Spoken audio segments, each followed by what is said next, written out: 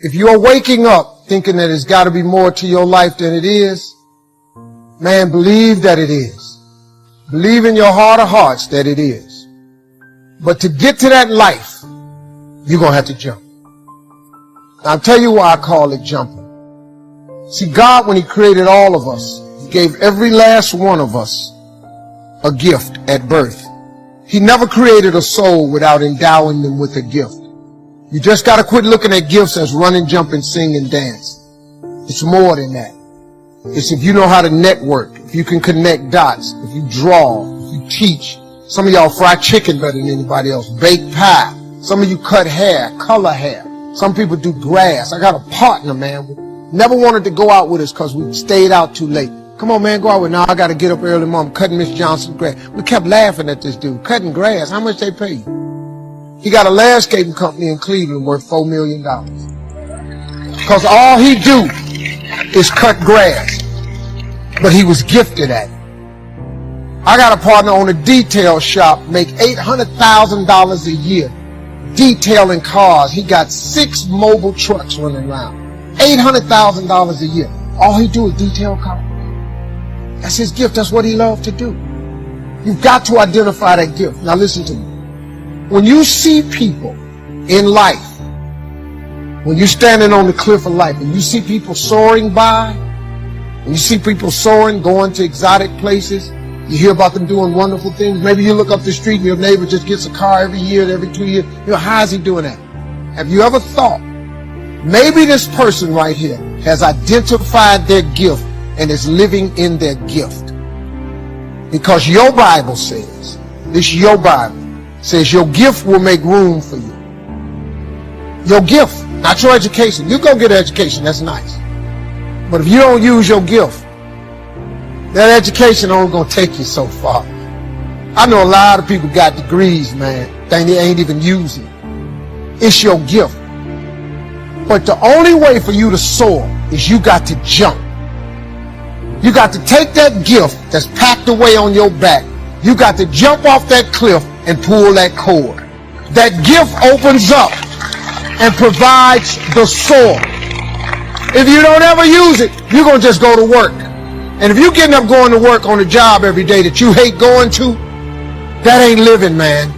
You just existed. At one point in time, you ought to see what living's like. But the only way to see what living like, you got to jump. And here's the problem. Let me just be real with you. When you first jump, let me tell you something. Your parachute will not open right away. I'm sorry. I wish I could tell you it did, but it don't. When you jump, it's not going to open right away. You're going to hit them rocks. You're going to get some skin tore off on them cliffs. You're going to get all your clothes tore off. You're going to get some cuts on you. You're going to be bleeding pretty bad. But eventually, the parachute has to open. That is a promise of God. That ain't a theory, that's a promise. His promises is true, because listen to me. You cannot name one single thing God has not gotten you through. Name it. And if he ain't got you through it, he currently pulling you through it right now. And the living proof of it is you sitting in here. If he hadn't got you through it, you wouldn't even be here. So if he ain't never not got you through it, why would he not let your parachute open? It has to open, man. But it ain't, you gotta jump though. Now, here's another thing. You can play it safe and deal without the cuts and the tags. And you can stand on that cliff of life forever safe. But if you don't jump, I got another promise I can make. Your parachute will never open. You'll never know. You'll never know what God really has. See, your God has a wonderful life for you. Once again, I'm going to refer to your Bible. Now, you go down there, you memorize these scriptures, you don't apply them to yourself. Your Bible says that he comes to give you life and give you life more abundantly. If I were you, I would jump. Because that's the only way to get to that abundant life. You got to jump, man. You got to take a chance. Now, when I get through talking, there are those of you who have discussed this in the car. Well, I got bills, and I got bills. Whether you stay on the cliff or you jump, you're going to have bills. Well, if I quit my job, I'm going to ruin my credit. If you got a job, you living check to check. Even if you got A1 credit, you can't buy nothing else no damn way. At one point in time, man, do yourself a favor. Go see what God really do. God hold you up, man. He ain't going to let you fall. He ain't bring you this far to let you fall. Do yourself a favor, man. Before you leave this world, before you die, jump. Just jump one time. I want you to think about your goals and dreams. Think about the things that you've said that you want to do with your life. And this conversation that I'm going to have with you now will help you to begin to move with a sense of urgency, because of the fact that time is the lifeblood of life. And what you do with the time that you have left on the planet. I was in a conversation with one of my business partners, and he said the journey that I have traveled up to this point is longer than the journey that I have left. I don't know whether or not that hits you like it hit me. How much time do you have left? And the reason I'm sharing this with you, I want to talk to people who are hungry to make an impact with their lives, who are hungry to make this year the best you've ever had.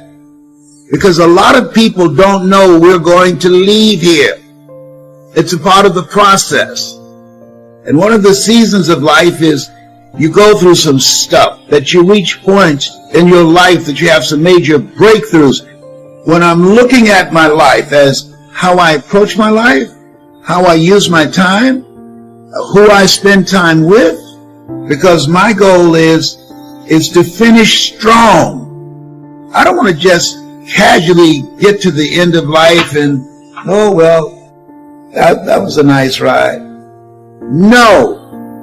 My goal is to finish strong. Here's what I know about this thing called life. It is so unpredictable. And so the question becomes, what are you going to do now? I want you to write this down, please. Write this down. Live with a sense of urgency. Live with a sense of urgency. People that are living with a sense of urgency, they spend their time doing things that's them. This, what I'm doing now, this is me. It's not work. Because I was doing that which I came here to do. You came here to do something. And I'm encouraging you, don't rule it out. Say, well, I don't know if you can do it. Well, so, eye has not seen. There's some things that you can do that you've never seen before. Eye has not seen. Ear has not heard. Knows in the heart of mankind what God has in store for you. That's why they have a term called breakthrough. That your life is a breakthrough moment. And I think we should have those in various areas of our lives. That we must live with a sense of urgency, and that's making every moment count, and have breakthrough thinking. Look at ways in which in various areas of your life that you have breakthroughs, that you take your performance to the next level. When I was a kid, the high jump in the Olympics was 6 feet. And a guy named John Thomas, who was a high jumper and had the record, but he developed a strategy. Most people just jumping forward to jump over it. He was able to raise his body high enough in the air, and he would go over the pole head first. Same event, but different strategy. He was able to maximize his impact. He was able to jump 7 feet. Here's what I mean. That there's some things that you are doing and that you perhaps have not succeeded using the approach that you now have. A lot of people, when they fail over and over again using the approach that they now are using, they stop. Change your approach, but don't change your decision. Because you failed at it thus far does not mean that it can't be done by you. It's just that the approach that you're using now does not work. many people using the same method, the same relationships, the same information, and they stop saying it can't be done. The belief was, for centuries, man couldn't fly. You will never fly. You're not a bird. Get used to it. That was the belief. But the Wright brothers, they had breakthrough thinking, and they changed the approach on what it would take to transport our bodies in the air. You came here to do something. Some people know right away of what that is. And there are some, because they have not been exposed or seen something, they have not seen anybody doing it yet. So they don't even try.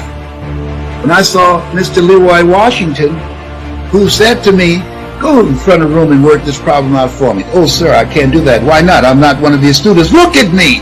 Go and do what I'm asking you to do anyhow. I can't, sir. And then the other students started laughing and saying, he's DT. He asked, what's DT? He's the dumb twin. And I said, I am, sir. He looked at me. He said, don't you ever say that again. Someone's opinion of you does not have to become your reality. No one rises to low expectation. And when you have low expectation for people, you treat them in a certain way. How you look at them, how you talk to them, and the time, the energy, and the effort that you put in with them. See, he took this person that you see now, that was labeled educable, mentally retarded, and a different approach, and allowed me to be able to change people's lives. And I encourage you, if you're ready to maximize that, I encourage you, if you're ready to live from your greatness, if you're ready to take a chance on you, well, what if I don't make it? So what? Nat Turner, he never lived to see us being free, but he struck a blow that ultimately broke the back of slavery. Live with a sense of urgency. Be willing to change your approach. It's the time you got to live this thing life like you mean business. The days are just flying by. I believe that life is for living, for loving, and living a meaningful life, purposeful life. Why purposeful? Well, because it narrows your choices. I can't make the choices for you. All I can share with you to minimize the pain and just living a life that's not you. So that your future you, your future life will say, I'm glad you made that choice. Make choices and ask yourself the question, is this going to bring the best out of me?